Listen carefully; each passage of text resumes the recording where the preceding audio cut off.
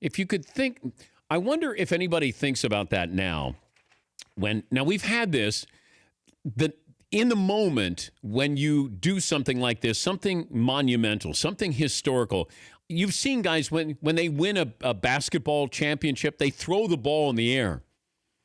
Now, Anthony Rizzo of the Cubs, last out at first base, put it in his pocket.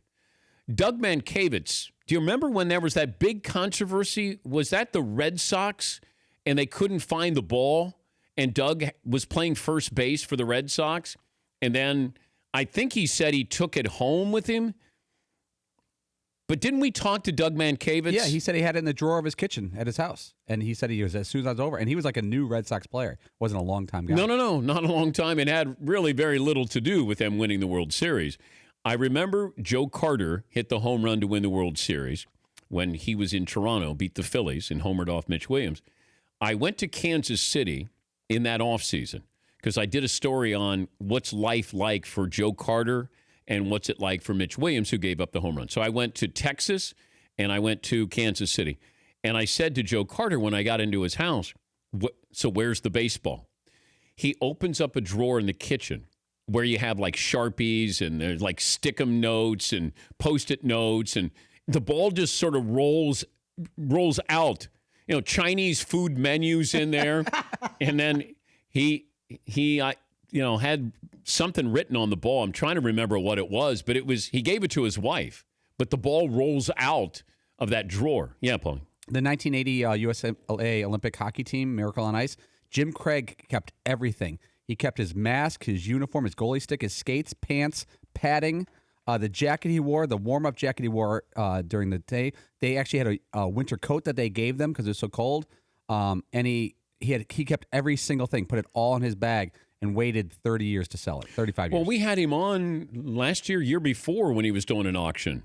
And I don't know what he was selling, if he was selling his jersey.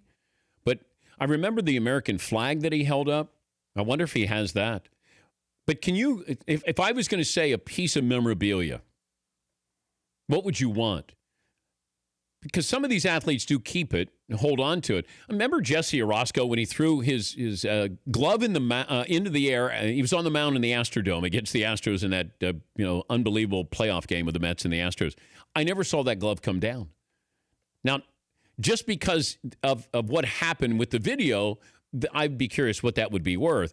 Not that I want Jesse Orosco's glove, but the fact that it's famous for being thrown into the air and I never saw it land. Yeah, Paulie. If I had unlimited funds and it was available, I'd buy the Jesse Owens cleats that he wore to win the 100 in the Berlin Olympics 1936. If I had unlimited funds, that'd be the number one overall draft choice for me. I don't even know where those are, if they've ever been sold, if his family had them. I don't know anything. I have never heard anything about that with, that'd be a great thing to have. I think you'd be amazed at how crappy those spikes were back then. How, flimsy, but they were actual spikes that they wore. There wasn't much to the shoe itself, and then you had these long spikes on there. Can you think of something else? Without one of your favorite, I'd love to have John Elway's, whatever. I don't care about that. I mean, something that's really unique. Yes, Eden. Did you say Schilling's bloody sock? I would like to see. If it existed. Yeah, I know. Seton kept saying, because I asked Schilling, I think it was the day after they won the World Series, I said, where is that sock? And he goes, I put it in the hamper with all the other dirty clothes. That would be pretty awesome to have, though. That should be in a museum. Yeah. Either that or cut off his leg and just put his, bottom part of his leg in the museum. Yes, McLovin.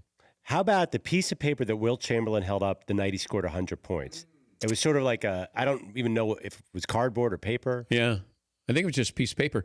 How about some actual video? I would settle for video of the 100-point game because there's no video. Not a single piece of it exists, No, right? because it was Hershey, Pennsylvania. It wasn't even in Philadelphia. Yes, Fritzy. What about either the Hank Aaron 715 baseball or the basketball that Christian Laettner hit from that shot? To have that actual ball. The Aaron ball, I remember how important that was, that you had fans showing up with fishnet, like these huge fishnet where you could extend it out. And then Tom House, who's now the quarterback whisperer, he's the one who was in the bullpen.